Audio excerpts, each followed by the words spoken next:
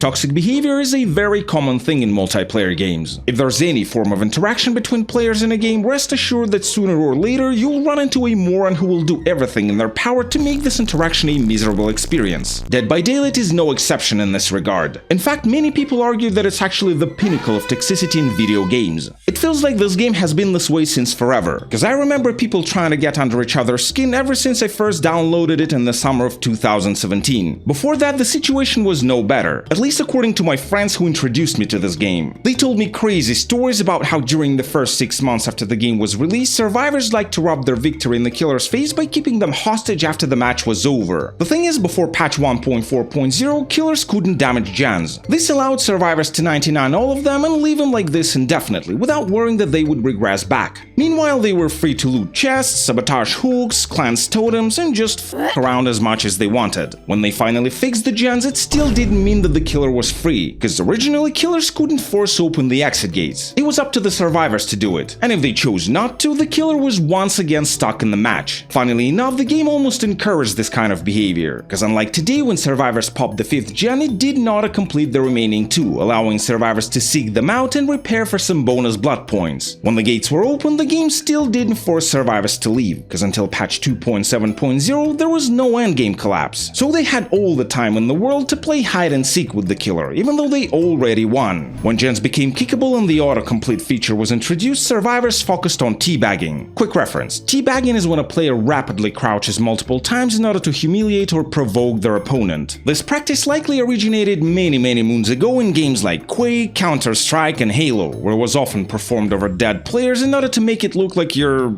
I don't know how to say it other than by saying it, putting your balls in their mouth. Similarly to how you would put a tea bag in a mug. That's why it's called teabagging. Since in Dead by Daylight the killer can't be killed, there's no way for survivors to teabag while standing over them. That's why they chose the next safest option and started doing it when they were 100% out of reach and the killer physically couldn't do anything to them. Like for example while being at a distance, standing behind a pallet or window, or in the exit gates. The latter is extremely popular among toxic survivors to this day. It's basically their twisted way of saying goodbye to the killer. You can deny them this pleasure and stay away from the exit gates. The endgame collapse will eventually make them leave and you won't have to watch their stupid butt dance. Before the endgame collapse, if the survivor was too stubborn and wouldn't leave on their own, you had no choice but to go there and make them leave, which was a perfect opportunity for them to get on your nerves one last time. At the same time, survivors were developing other annoying habits. One of them was spamming actions that triggered loud noise notifications for the killer. If you have at least 15 minutes in DBD, you should be familiar with these actions. It's basically anything you do while holding shift plus a bunch of other random actions, like failing skill checks, disarming traps, and so on. The goal of spamming these notifications was either to lure the killer into a strong part of the map and start a chase that could cost them the match, or bait them into checking the noise and then hide, making them waste time they could have spent setting up their shit around the map or defending gens. Another habit was spamming gestures. Gestures were introduced in patch 1.0.4 as a way for survivors to communicate between each other. There are 2 of them in the game, pointing at something and asking to come towards you. Both of them proved to be a perfect means to taunt the killer at a distance in order to make them waste time following you through half of the map, and also a means of asserting dominance during the chase. When the survivor is doing well in the chase, they like to point and wave at the killer after every pallet stun, as if trying to make them keep chasing. But the chase is already happening, so really it's just them signaling to the killer that they're confident and catching them is not gonna be a walk in the park. While toxic survivors did appreciate the addition of gestures, just 2 of them weren't enough to cover all their malicious needs, so soon they added nodding to that. When you move the camera up and down, your character's head moves along with it, and if you do it fast enough to anyone watching, it will look like you're nodding. By itself, it was absolutely harmless. In fact, I'd even say it was useful, because it could be used to express agreement to your teammates, which the default gestures didn't allow you to do. However, soon nodding acquired one more meaning, namely laughing, which turned it into yet another tool for mocking the killer's mistakes. Even though nodding serves the same purpose as teabagging, from my observations it's a little less common than teabagging. Probably because when you nod there is always a risk of losing sight of the killer, and if it happens at the wrong moment, well,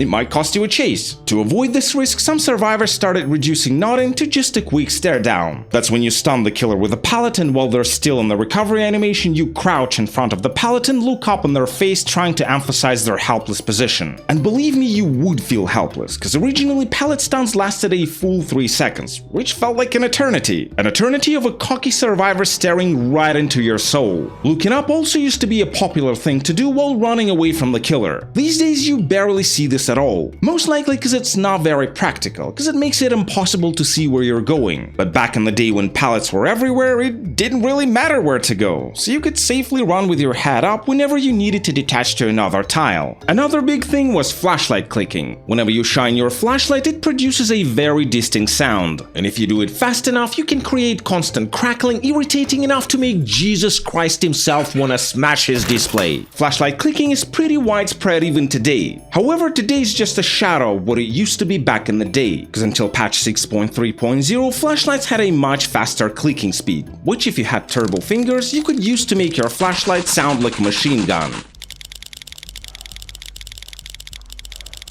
If you didn't feel like grinding down your fingers on the mouse, you could simply bind the use item option to the mouse wheel, and at that point, just listen.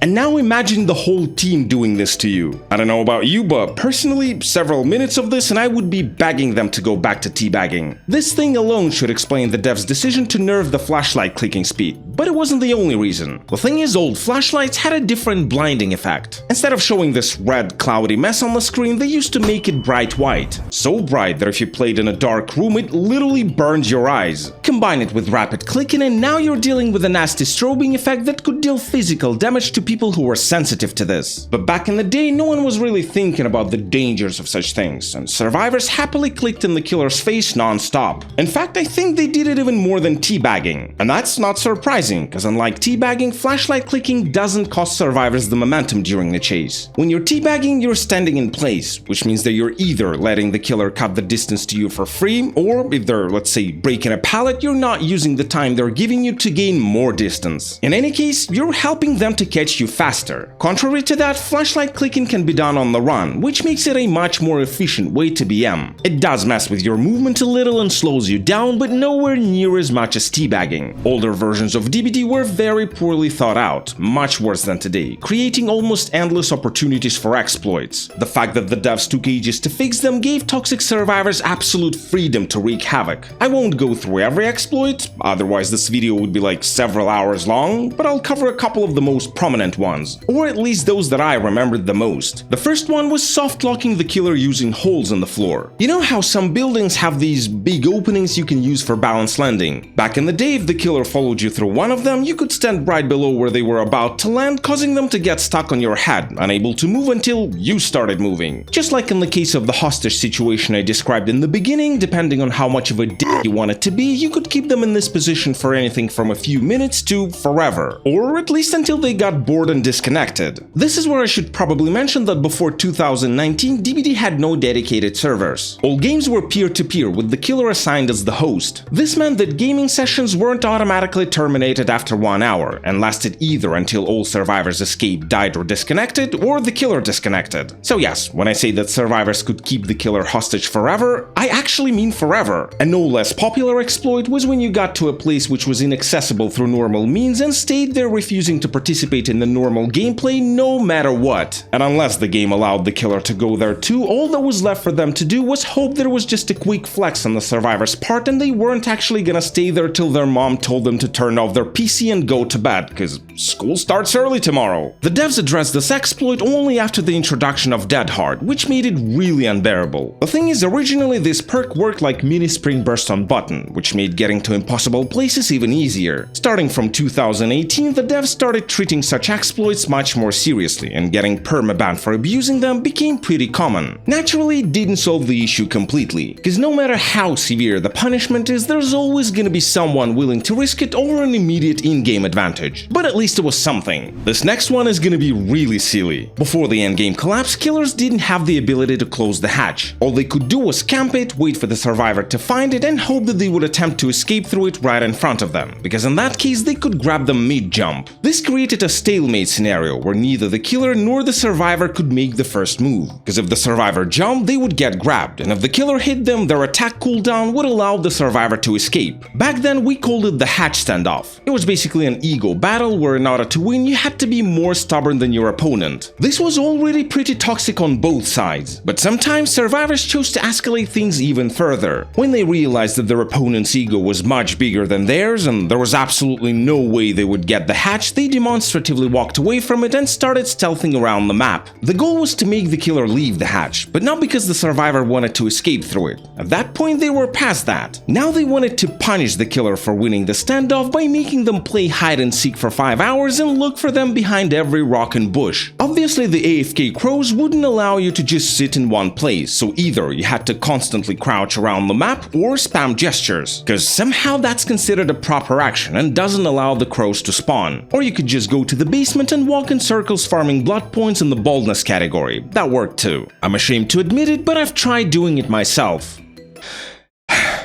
Several times. More out of curiosity than because I was salty, but still. My personal quote-unquote record was about 20 minutes. It was a game where a random Myers moried everyone within like 3 minutes and then proceeded to camp the hatch. And I, being a silly goose with about 200 hours, found it to be a perfect excuse to check how long I could stay undetected. There's many other things survivors used to do to make the killer's life miserable, but I don't think there's much sense in talking about them, because most of them weren't toxic per se. They were more like tags, which added a little bit of style to the survivors' gameplay. Plus, I feel like I've already spent too much time talking about how bad and evil survivors can be, which might give you the false impression that toxicity is a thing exclusive to them, while all killers are innocent angels. But that's not true, because killers also have their ways of messing with survivors. For example, just like survivors, killers aren't strangers to the concept of laughing at their opponent by bobbing the camera up and down. Also, sometimes when they deny a survivor a cheeky play, they like to emphasize it by shaking the camera left and right, which makes it look like they're saying no. When the killer hooks a survivor they don't like, they often make it obvious by repeatedly hitting them. It gets annoying pretty quickly, because it makes the survivor scream as if they were taking normal hits, and other than minimizing the game, there is nothing the player can do to make their character shut up. Today you can't do it for too long,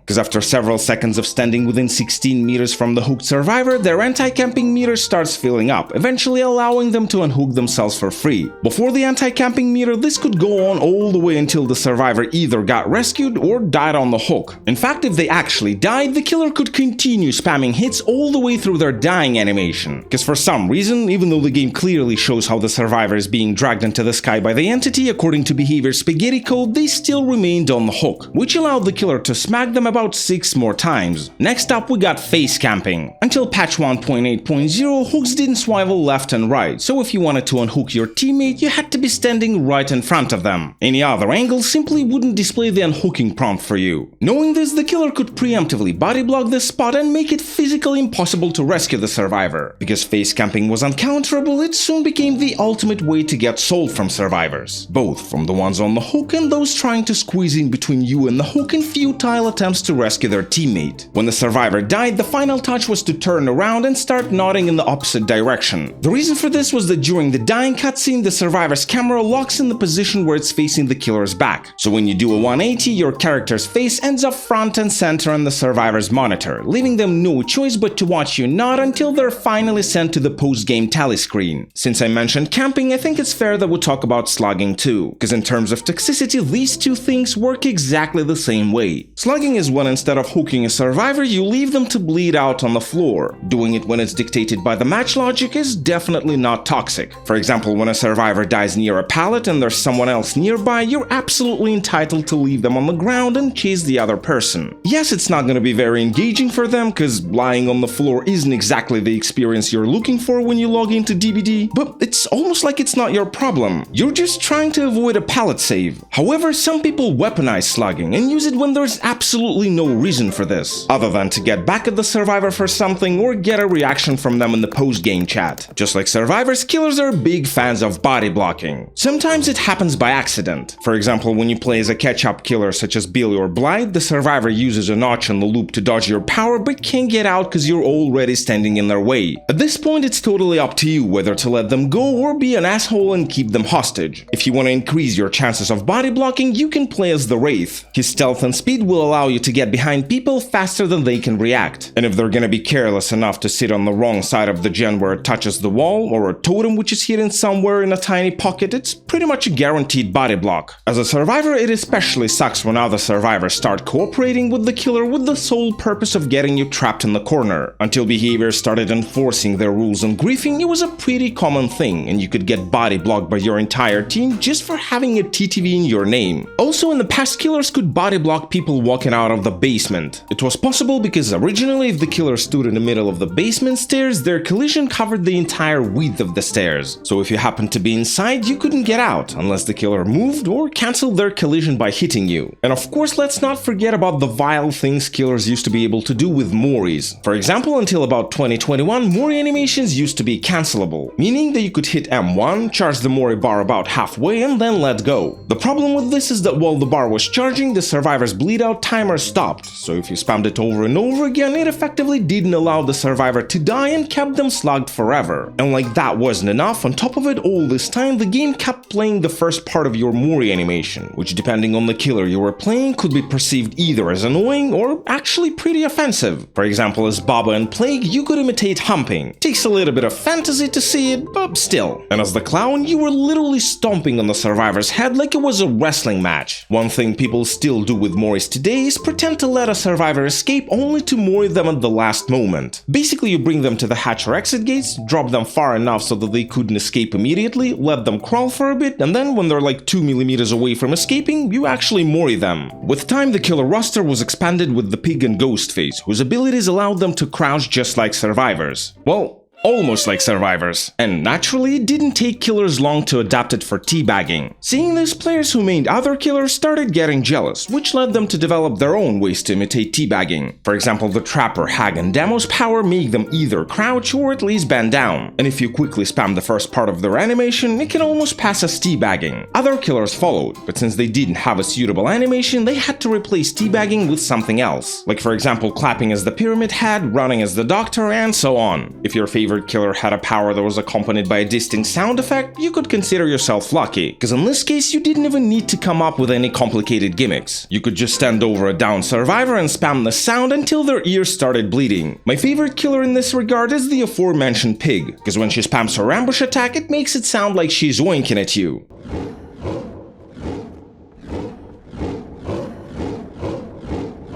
I know it's supposed to be a tiger roar, but I can't help it. I've always heard it as oinking. A pretty recent invention for killers is spamming W and S over down survivors, which is supposed to imitate humping. Currently, it's considered the ultimate manifestation of toxicity on the killer's part. At least that's what I see people mold about the most on Twitter. Now that we know how mean the DBD community can be, it's time to answer the question why. Why do people do this to each other? Depending on what kind of players we're talking about, the motives of BMing can vary. The way I see it, there are three main categories of toxic players. The first one BMs purely out of malicious intent. It can be their edgy sense of humor, or compensation for mommy and daddy issues, or maybe they just can't control their emotions and when things don't go their way, they take their frustration out on you. In any case, their goal is to make you feel bad, and there's nothing else to it. The second category is a little more complicated. These people BM strategically, if you will. The idea here is to bait your opponent into doing something that's gonna be detrimental to their gameplay, like leaving a 3-gen spot, starting a chase in a super strong tile, and so on. Works especially well on players who start tilting over the smallest things, because it makes them lose concentration and make even more mistakes you can capitalize on. Personally, unless we're talking about extreme scenarios where people turn the match into a full-blown psychological warfare, I've got no issues with such use of BMing. Baiting is a pretty common thing for competitive games. Some of them even have a dedicated taunt button for this, like for example a lot of fighting games. Moreover, people taunt each other even in IRL competitions. Take MMA tournaments for example. Yes, it's not the most noble thing to do, but on the other hand, it adds a little bit of spice to the match. It can be pretty frustrating on the receiving end, especially when things are already not in your favor, but look on the bright side. Without it, we wouldn't be able to experience the absolute beauty of humbling cocky wannabe juicers. The third category has nothing to do with toxicity at all. I've already mentioned earlier how people use nodding for both saying yes and laughing. Well, the same goes for some other actions that are generally perceived as toxic. Have you ever seen a survivor teabag after you just gave them the hatch? I bet you did. And guess what? They weren't trying to disrespect you. On the contrary, they were thanking you. Or you know how sometimes survivors click their flashlight one time just before you hit them? Again, it's not to be toxic. It serves a practical purpose, allowing you to cancel the turning animation and quickly get in the position for a 360. As the killer, I sometimes start shaking the camera after a good play, but not because I'm laughing at the survivor's failure. I'm just celebrating a cool move that I pulled off, and that's it. Most of the time, you don't even think much about it. You just do it instinctively. It's just like that thing when you're running as a survivor and randomly twitch left and right by spamming A and D. Why do people do that?